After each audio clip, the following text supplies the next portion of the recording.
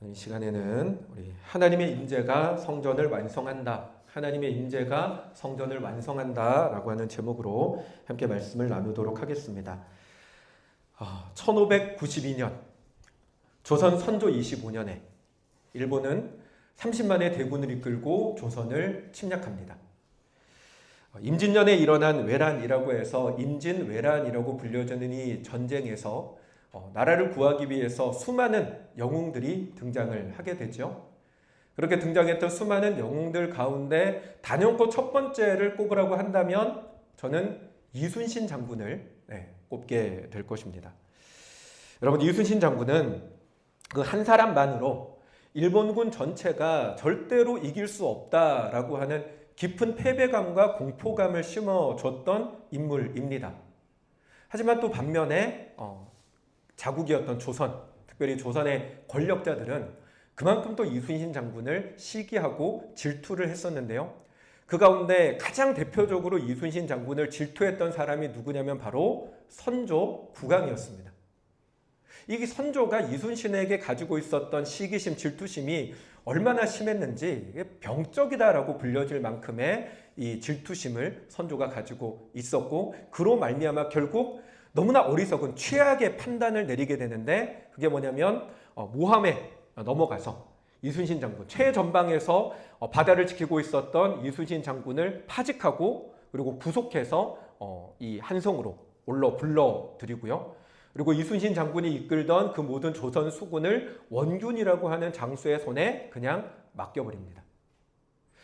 이순신 장군이 조선 수군을 이끌 때에는 조선 수군은 일본과의 해전에서 단 한 번도 패전하지 않았었습니다. 하지만 원균이 조선 수군을 이끌면서부터 조선 수군은 일본과의 전쟁에서 싸움에서 계속해서 패배를 하더니 급기야는 칠천량이라고 하는 해전에서 끔찍한 거의 전멸에 가까운 패배를 경험하게 되는데, 그 당시 원균이 속된 말이지만 말아먹었던 조선 수군의 규모는 판옥선 100여 척, 그리고 조선 수군 1만여 명, 조선 수군의 90% 이상을 그 한 번의 전쟁에서 다 몰살당하게 만든 사람이 원균이었습니다.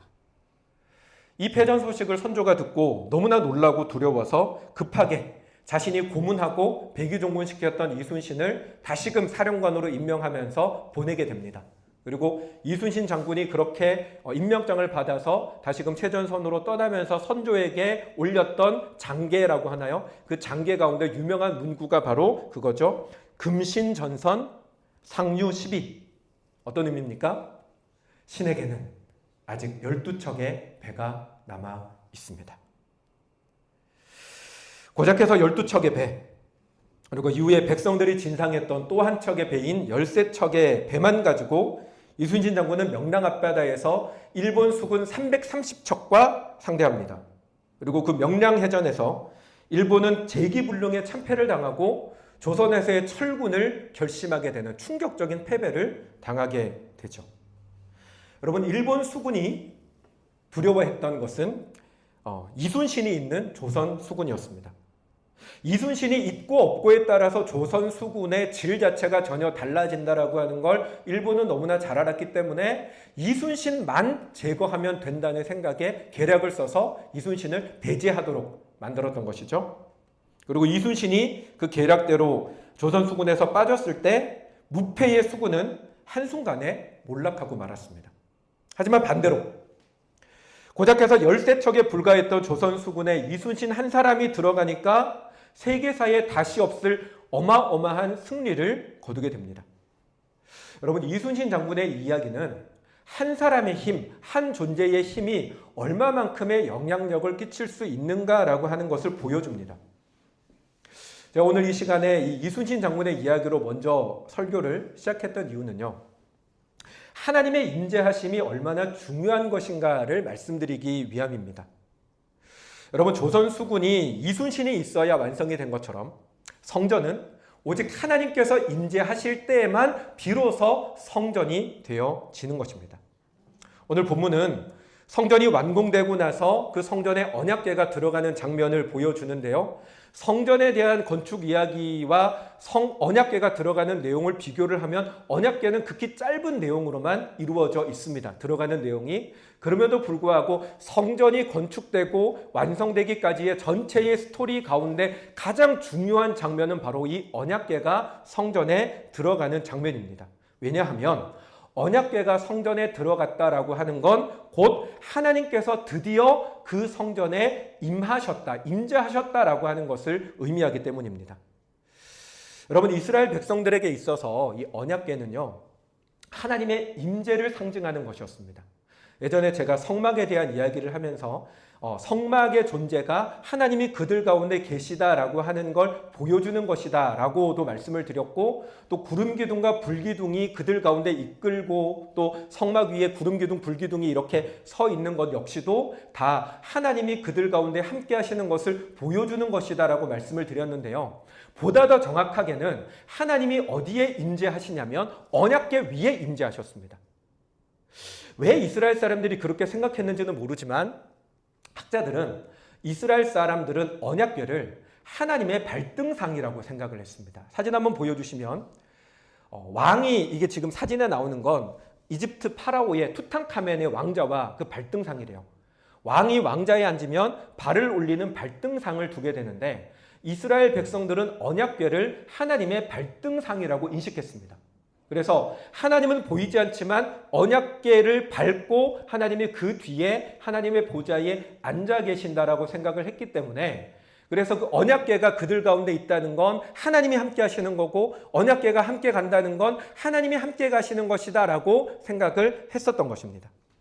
그래서 그 언약궤가 성전에 들어옴으로 말미암아 비로소 성전은, 언약궤가 있기 이전에 성전은 그냥 건물만 멋들어지게 지은, 겉으로는 비싼 대리석으로 짓고 비싼 돌로 짓고 그 안에는 온갖 금으로 치장을 해서 건물만 멋들어진 인간의 건축물이었다면, 언약궤가 그곳에 들어옴으로 말미암아 비로소 하나님이 계시는 하나님의 성전이 되어지는 역사가 이 언약궤가 들어오는 사건의 모습이었다라고 하는 것이죠. 사랑하는 여러분, 사람이 겉보기에 아무리 그럴듯해 보여도 그 마음 가운데 하나님께서 임재하지 않으시면 절대로 성전되지 못합니다. 그 사람의 예배가 우리가 볼 때 참으로 반듯한 모습으로 참으로 뭔가 열정과 열심을 다해서, 조금 전에 우리가 그렇게 하나님을 찬양하고 뜨겁게 예배했던 것처럼 그렇게 하나님을 예배하는 모습이 있을지라도 교회 안에서 그분들이 담당하는 봉사와 수고가 너무나 많아서 주변 사람들이 그 사람을 바라보며 참 교회를 잘 섬기는 사람이다 라고 칭찬과 인정을 해줘도, 어떤 사람은 물질적으로 하나님 앞에 받은 것이 있어서 그걸 가지고 남들이 하지 못할 만큼의 헌금을 하나님 앞에 드려도 주변 사람들이 그 사람을 바라보며 이 사람이야말로 우리 교회를 대표하는 너무나 훌륭한 성도입니다 라고 얘기를 해줘도요, 그 사람의 마음 가운데 하나님께서 임재하지 않으시면 여러분, 그 사람은 절대로 성전일 수가 없다라고 하는 것입니다. 그래서 여러분, 우리에게 있어서 정말로 중요한 건 하나님이 임재하시는 삶을 살아가는 그런 사람들이어야 한다는 건데, 근데 여러분, 우리가 중요하게 봐야 되는 게 하나님의 임재가 뭐냐는 것입니다. 여러분, 하나님의 임재라고 하는 말을 우리가 자주 합니다. 조금 전에 우리가 불렀던 찬양에서도 하나님이 임재하신다라고 하는 내용들이 있는데, 하나님의 임재가 뭐냐라는 것입니다. 많은 사람들이 하나님의 임재에 대해서 오해하고 착각하는 게 있는데, 그게 뭐냐면 하나님의 임재라고 하는 것을 어떠한 신비로운 어떤 느낌, 신비로운 어떤 감정, 이런 상태가 임재라고 생각을 한다라는 것입니다. 제가 20, 30대 때 한창 청년 시절 그리고 사역의 초창기 시기에 그 이전부터 사실 한국 교회 안에 어떤 붐이 일어났냐면 찬양 집회의 붐이 일어났습니다. 그래서 그 당시에 뭐 경배와 찬양팀, 뭐 올레이션스라는 팀들, 또 여러 가지 뭐 레위 지파니 뭐 이런 지금 활동하고 있는 어떤 뭐 마커스나 피아 월십이나 이런 단체 이전에 있었던 아주 그 소위 말하는 한국 교회 안에 집회라고 하는, 찬양 집회라고 하는 붐을 일으켰던 때가 있었는데, 저 역시 이제 그 시대의 교회 청년 시절이었기 때문에 그런 집회들을 참석을 합니다. 그러면 가면 너무 좋아요. 뜨겁게 찬양하고 기도하고 말씀 듣고 찬양하고 하는 그런 시간들을 한 2-3시간씩 이렇게 가지는 상황 가운데 어느 순간 찬양하다 보면 찬양할 때도 그냥 안 하잖아요. 다 일어나가지고 손 들고 찬양하고 막 방방 뛰면서 찬양하고, 지금은 무릎이 아파서 못 뛰지만 그때는 막 뛰면서 찬양한단 말이에요. 근데 그렇게 찬양하던 어느 순간 뭔가 하나님이 그 예배의 장소 가운데 임재하신 느낌을 받아요.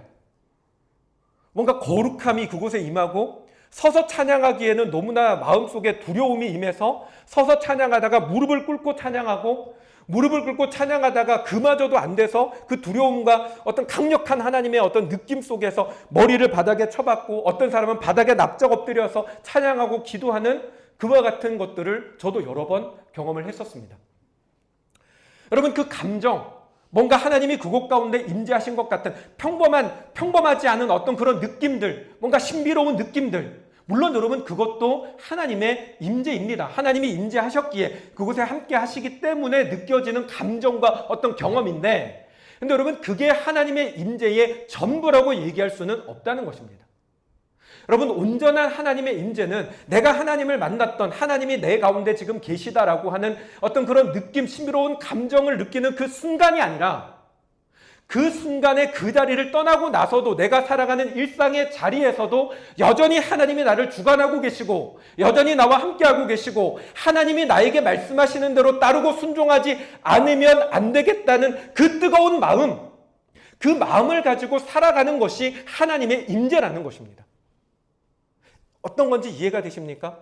지금 우리가 이곳 예배의 자리 가운데 모여서 찬양할 때 가슴이 벅차오르고, 나는 한 번도 이런 경험을 느낀 적이 없는데 뭔가 눈물이 흐르고 감동이 있고 하나님이 정말 나를 안고 계신 것 같은 그런 느낌을 받는 것도 하나님의 임재이지만, 그게 하나의 작은 부분이라면 진정한 하나님의 임재는 여러분이 이 자리를 떠나서 돌아가 살아가는 삶의 자리에서 여러분들을 힘들게 하고 아프게 하는 그 어떤 상황 속에서도 여전히 하나님이 여러분을 주관하고 계시고, 여러분에게 말씀하고 계시고, 여러분을 만져가고 계시고, 여러분에게 하나님이 뜻하시는 바가 느껴지고 깨달아져서 나는 이렇게 내 맘대로 좀 하고 싶은데 그러지 못하고 하나님이 나에게 원하시는 대로 살아가도록 자꾸 나를 이끌어가는 힘, 그게 여러분 하나님의 임재라는 것입니다. 여러분, 우리는 그렇게 살아가야 합니다. 그게 성전되어 살아가는 성도의 모습이라는 것입니다. 사랑하는 여러분, 그렇게 살아가는 저와 여러분들이 되실 수 있기를 바랍니다. 그게 여러분 하나님이 원하시는 성전입니다. 성전으로의 성도입니다. 그러면 하나님의 임재로 살아가는 성도의 삶 속에서 구체적으로 우리가 어떤 식으로 살아가야 할까를 잠깐 말씀을 좀 드리려고 하는데, 여러분 이게 여러 가지가 있지만 한 가지만 좀 말씀을 드린다면, 우리가 가지는 어떤 감정, 우리가 가지는 어떤 생각의 영역까지도 하나님께서 원하시는 대로 반응하고 행동하는 것이 필요하다는 것입니다. 여러분, 이 시간에 한번 눈을 한번 잠시 감아 보실까요? 새로운 걸 한번 해보려고 해요. 한번 여러분 눈을 감으시고, 여러분의 마음 가운데 최근에 가장 여러분을 화나게 했던 사람이나 여러분을 가장 짜증나게 했던 사람 또는 상황들을 떠올려 보십시오. 여러분, 그리고 또 때로는 여러분의 그런 게 아니더라도 뭔가 이러면 안 되는데 라고 생각했음에도 불구하고 감정적으로 올라와서 주체하지 못했던 것들이 있다면 한번 떠올려 보십시오. 여러분, 그 순간에 감정과 생각이 지금 올라오십니까? 생각만 해도 갑자기 욱하는 것이 있으십니까? 그때 여러분 어떻게 하셨습니까? 그 감정이 여러분 가운데 올라올 때, 그 짜증이 여러분 가운데 올라올 때 어떻게 반응하셨습니까? 어떻게 말하셨습니까? 어떻게 행동하셨습니까? 여러분, 그걸 한번 떠올려 보시고요. 그리고 그때 그렇게 했던 그 행동과 여러분의 반응을 예수님에게 대입해 보십시오. 여러분, 예수님이라면 여러분이 했던 것처럼 반응하고 말하고 행동하셨겠습니까? 예수님이라면 여러분과 동일한 상황에서 여러분처럼 반응하셨겠습니까? 눈을 뜨시고 저를 보시고요. 한번 생각해 보십시오. 여러분이 그때 그렇게 행동했을 때 아마 여러분은 그럴 수밖에 없었을 거예요. 내 마음도 내 마음대로 못하기 때문에 순간 욱하고 올라오는, 제가 갑자기 이 얘기를 어제 밤에 아내한테 큰 실수를 했는데, 어떤 실수를 했냐면 아내가 이렇게 저를 이제 자려고 누워 있으니까 와서 얼굴도 만져주고 이렇게 몸을 이렇게 만져주는 거예요. 그래서 고맙잖아요. 고마워서 이렇게 뭐라고 제가 얘기를 했냐면, 고맙다는 표현을 뭐라고 말을 했냐면, 결혼해서 제일 결혼하기 잘했다라고 생각했던 몇 안 되는 순간 가운데 하나다라고 말을 해버렸어요. 100% 싫습니다. 본심이 아닌데 말이 헛나왔어요. 진심으로 말이 헛나왔어요. 여러분, 그럴 수 있잖아요, 여러분. 네, 변명이 아니라 우리는 그럽니다.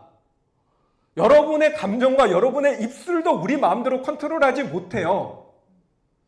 근데 여러분, 하나님의 임재로 살아간다라고 하는 건 내가 컨트롤하지 못하는 나의 입술도, 내가 주체하지 못하는 나의 감정도, 내가 어찌하지 못하는 나의 반응과 생각까지도, 감정까지도 하나님이라면 어떻게 하실까, 예수님이라면 어떻게 하실까를 묵상하면서 그 주님이 하실 것 같은 모습을 따라가는 것, 그게 하나님의 임재로 살아가는 사람의 모습이라고 하는 것입니다. 사랑하는 여러분, 우리는 그렇게 살아가고 있습니까? 그렇게 살아가야 돼요.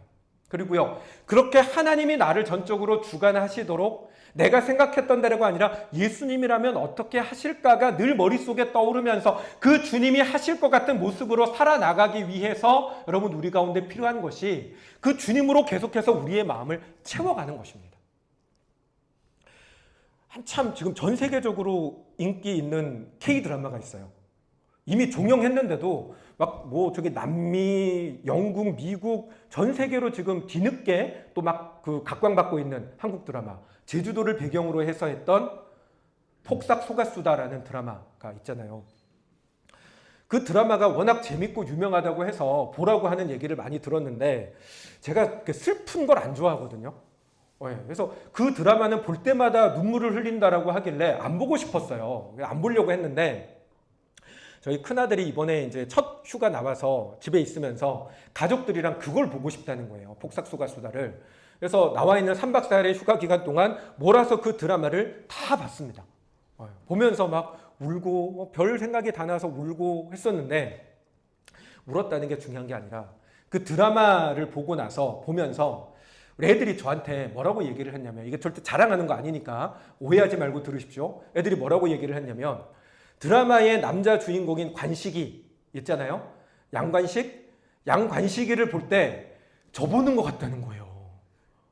저기 앉아있는 저희 막내놈이 그 얘기를 하더라고요. 심지어는 분해가 있는 큰아들도 그래요. 관식이를 보니까 우리 아빠 보는 것 같고, 애순이를 보니까 엄마 보는 것 같다고. 얼굴 얘기하는 거 아니고요. 이거 아니고. 그 정도로 염치 없진 않습니다. 제가 이거 아니고, 제가 하는 모습이 그렇다라고 하는 거죠. 근데 여러분, 드라마는 드라마고 현실에 존재하지 않는 남자예요. 사실은 그런 사람은. 물론 저도 보면서 어느 정도는 나와 비슷한 부분도 있다라고 생각하지만, 드라마의 남자 주인공은 절대로 현실에 존재하지 않으니까 드라마입니다. 그런데 그럼에도 불구하고 애들이 저에게 했던 우리 아버지 아빠는 양관식이랑 많이 비슷해 라고 하는 그 말이 자꾸 마음속에 생각이 나니까, 어떤 때는 짜증내고 싶고, 어떤 때는 좀 무시하고 싶고, 나만 생각하고 싶은데 그 말이 계속 내 속에서 생각이 나니까 나도 모르게 자꾸 말도 관식이처럼 말하게 되고, 행동도 자꾸 관식이처럼 행동하게 되고, 그렇게 된다는 거예요. 되더라는 거예요.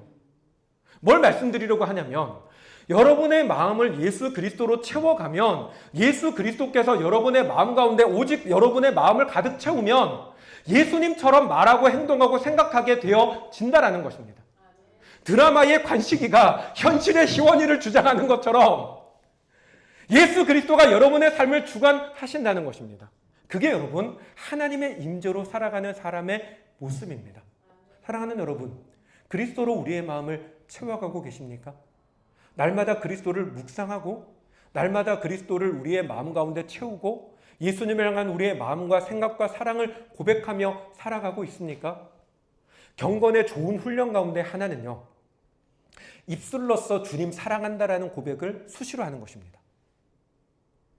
교회 와가지고 특별한 자리, 특별한 순간에만 여러분이 하나님을 기억하고 하나님께 기도하는 것이 아니라, 기도라고 해서 특별한 어떤 자리에 나아가서 무릎 꿇고 앉아서 뭔가 하는 것만이 아니라, 평소에 여러분이 살아가는 삶의 순간, 아침에 일어나서 출근하러 나왔다가 하늘을 바라보며 하나님, 하늘에 흘러가는 구름을 보니 너무 행복하고 좋네요. 주님 사랑합니다. 운전하면서 운전대를 잡고 가면서 하나님 오늘 라디오에서 흘러나오는 음악이 내 마음을 뭉클하게 하네요. 주님 사랑합니다. 나의 입술에서 주님을 사랑합니다라는 고백이 습관처럼 반복되어져 삶의 모든 영역에서 따라다닐 때 그게 그리스도를 내 마음으로 채워가는 것입니다. 그리스도가 내게 계속해서 머물러 계시는 것입니다. 그리스도가 우리 안에 머물러 계실 때, 늘 그리스도로 내 마음을 채워갈 때 그리스도께서 우리를 주장해 가시는 줄로 믿습니다. 여러분, 그렇게 살아가는, 그렇게 하나님의 인재로 살아가는, 성전되는 삶을 살아가는 저와 여러분들이 되시기를 주님의 이름으로 축원합니다. 그리고 여러분, 하나만 더 보려고 하는데요. 여러분, 하나님의 인재로 살아야 한다라고 말씀을 드렸는데, 그러면 어떻게 해야 하나님의 인재로 충만해질 수 있을까? 하나를 말씀드렸다면 또 하나 더 봐야 되는 것이 뭐냐면, 나를 부인하고 십자가를 붙들어야 한다라고 하는 것입니다. 오늘 말씀은 언약궤의 이동에 대해서 우리들에게 보여주고 있는데요. 간단하게, 이게 내용이 길기 때문에 짧게 말씀을 드리면, 오늘 본문을 보면 솔로몬이 언약궤를 이동하기 위해서 굉장히 준비를 많이 하는 것을 보여줍니다. 1절부터 한 번씩 볼게요. 1절 말씀 띄워주세요. 제일 먼저 솔로몬이 했던 준비는요, 이스라엘 장로와 모든 지파의 우두머리 곧 이스라엘 자손의 족장들을 예루살렘에 있는 자기에게로 소집합니다. 그러니까 백성들의 대표가 될 만한 사람들은 전부 다 언약궤 이동하는데 다 참여하게 했다는 거예요. 이건 따지고 보면 모든 백성이 언약궤 이동에 참여하도록 했다는 것입니다. 사람을 모았죠. 두 번째 2절. 솔로몬이 언약궤를 이동하기 위해서 정했던 날짜가 나오는데 에다니몰 곧 7째 달 절기에 솔로몬 왕에 모이게 했다고 합니다. 여기서 말하는 에다니몰 7째 달 절기라는 날은 이스라엘의 절기 가운데 초막절에 해당이 되는데요. 초막절이라고 하는 건 이스라엘이 광야 생활을 할 때 광야에서 장막치고 살았던 것을 기념하는 날인데, 그게 하나님을 향한 감사의 의미를 담은 절기로, 그러니까 우리나라식으로 얘기하면 추석과도 같은 절기로 지키는 날이 초막절입니다. 그러니까 솔로몬이 성전 언약궤를 옮겨오는 날을 감사하는 절기로 잡았다는 건데, 이런 식으로 초막절을 지킨대요. 감사하는 날로 잡았다는 건데, 그것보다 더 중요한 게 뭐냐면 성전이 완공되어진 날과 초막절이 한 달의 차이가 나요. 무슨 말이냐면 초막절이 있고 난 그 다음 달에 사실은 이 성전이 완공된다는 거예요. 근데 초막절에 옮겼다는 건 무엇을 의미합니까? 완공되고 성전 건축 마무리되고 다시 초막절이 있는 동안 1년을 기다렸다가 초막절로 그 날을 잡았다라고 하는 거죠. 그만큼 솔로몬이 성전에다가 이 언약궤를 옮기는 것도 그냥 한 것이 아니라 감사의 의미를 담아서 하기 위해서 성전 건축 다 되고도 1년을 기다렸다가 언약궤가 들어가게 했다는 것입니다. 다음으로 보여주세요. 3절. 그리고 3절에서는 어떻게 합니까? 이스라엘 장로들이 다 이름에 제사장들이 궤를 맵니다. 이게 여러분 왜 중요하냐면, 원래 율법에는요, 언약궤를 매도록 되어 있는 사람들은 레위 자손 가운데 고핫이라는 가문의 사람들만 언약궤를 매게 되어 있습니다. 원칙은 그래요. 그런데 아주 특별한 날에, 아주 중요한 전쟁을 하거나 중요한 예식이 있을 때에는 제사장들이 언약궤를 매도록 했는데, 대표적인 것이 여리고성을 돌 때 누가 언약궤를 맵니까? 제사장들이 맵니다. 그러니까 솔로몬이 이렇게 했다라는 건 언약궤가 들어오는 이 사건을 평범한 일이 아니라 아주 중요한 사건으로 취급했다는 걸 보여줍니다. 다음으로 계속 넘겨주세요. 그리고 솔로몬이 언약궤를 옮길 때 양과 소로 제사를 지냈으니 그 수가 많아 기록할 수도 없고 셀 수도 없었다라고 얘기를 합니다. 이게 뭐냐면, 다윗이 원래 언약궤를 자기의 성전으로, 자기의 다윗성으로 옮겨올 때 언약궤를 어떤 식으로 옮겼냐면 6걸음을 걸을 때마다 제사를 지냈습니다. 소를 잡고. 그거를 그대로 따라한 거예요. 6걸음을 걸을 때마다 소 잡고 양 잡고 제사를 지내니까 그 수가 너무 많아서 측량할 수 없을 만큼의 제물을 드려 하나님 앞에 이 언약궤를 옮겨오는 일을 했다라고 하는 거죠. 그리고 하나 더 있나요? 넘겨봐 주세요. 네, 오케이, 이렇게 됐습니다. 이거 잠깐 덮어주고요. 여러분, 솔로몬이 언약궤를 옮겨오기 위해서 했던 준비들이 우리가 이렇게 쭉 살펴봤는데, 이것이 우리에게 뭘 보여주냐면, 지금 언약궤 하나가 옮겨오는 이 일을 위해서 솔로몬이 얼마나 정성을 들이고 나를 택하고 또 사람들을 모아가지고 지극정성으로 지금 준비하고 있느냐를 보여주는 건데, 그러면서 여러분 이 속에서 우리가 봐야 되는 게 뭐냐면, 솔로몬이 언약궤를 가지고 오는 일에 있어서 정성을 다해서 준비하는 것도 있지만 그 속에 솔로몬의 공포심이 들어있다는 거예요. 솔로몬이 지금 두려운 마음을 가지고 이 언약궤 이동을 준비하고 있더라라고 하는 것입니다. 왜 솔로몬이 이 언약궤 이동을 이렇게나 두려운 마음을 가지고 준비를 하냐면 그 이전에 언약궤를 이동해 오는 과정 속에서 실수하여서 크게 문제가 있었던 적이 있습니다. 그게 바로 다윗 때 일이잖아요. 다윗이 처음에 언약궤를 옮겨올 때 수레에다가 실어서, 아까 그림 나왔었죠.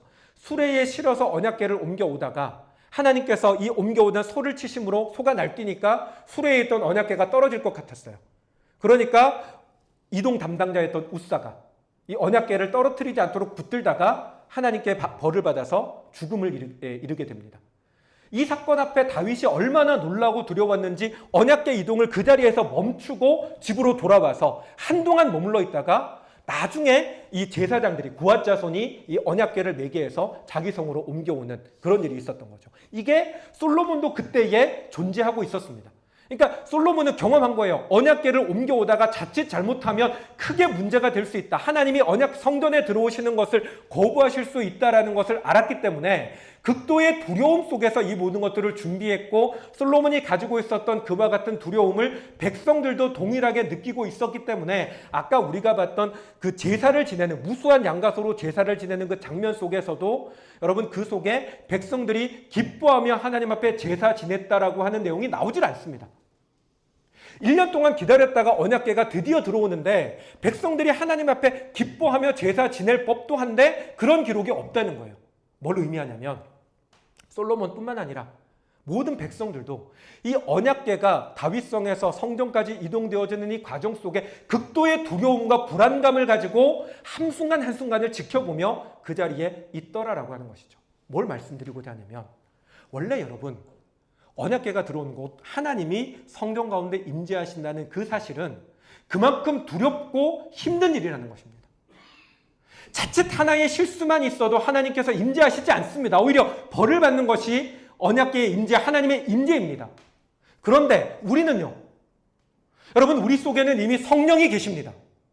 우리 속에는 이미 하나님이 함께하고 계십니다.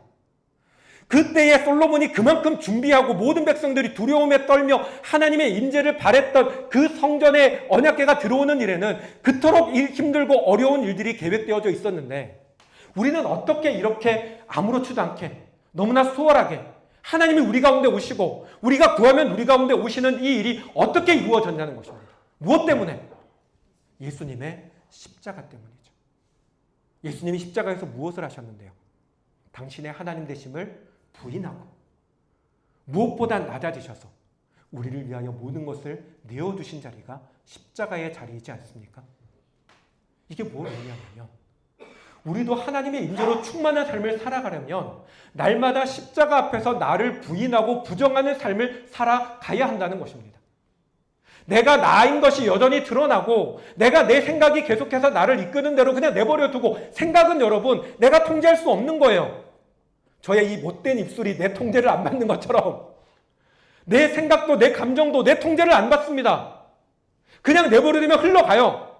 끊어야 되고 멈춰야 되고 막아서야 하는 나 스스로를 하나님 앞에 쳐서 복종시키는 십자가 앞에 나를 쳐서 복종시키는 수고와 노력이 내게 있지 않으면 내 생각이 이끄는 대로 내 감정이 이끄는 대로 살아갈 수밖에 없다는 것입니다.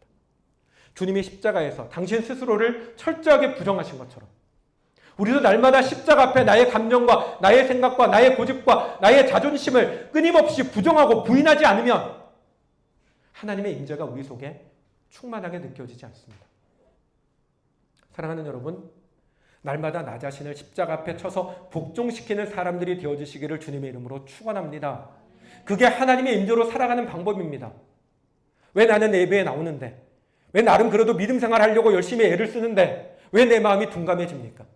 왜 내 마음이 무감각해집니까? 왜 가슴이 뜨거워지지 않고 왜 하나님이 나와 함께 하시는 것이 느껴지지 않고 왜 나는 수많은 문제들 속에서 늘 이리저리 휘둘리고 흔들려서 예수를 믿은 지 오래됐는데 내 삶에 아무런 능력이 나타나지 않습니까? 그 이유는 나를 부정하지 않기 때문입니다. 십자가 앞에서 나를 쳐서 복종시키지 않기 때문입니다. 주님이 나를 주장하면 하나님이 나를 책임지시는데 알지만 내가 여전히 놓지 못하는 나 자신이 부정되지 못하는 나 자신이 나를 주장하니까 내가 나를 이끌어가는 삶은 결국 그렇게 내가 책임져야만 하는 아무런 힘도 능력도 없으면서 스스로 책임져야만 하는 인생을 살아갈 수밖에 없는 것입니다. 그러므로 사랑하는 여러분, 날마다 나 자신을 십자가 앞에 쳐서 복종시키며 주님께서 전적으로 나를 주장하시도록 주님께 맡겨드리는 삶을 살아가는 저와 여러분이 되시기 바랍니다. 하나님이 나를 주장하시면, 십자가가 나를 붙들면 우리는 주님의 능력으로 살게 될 줄로 믿습니다.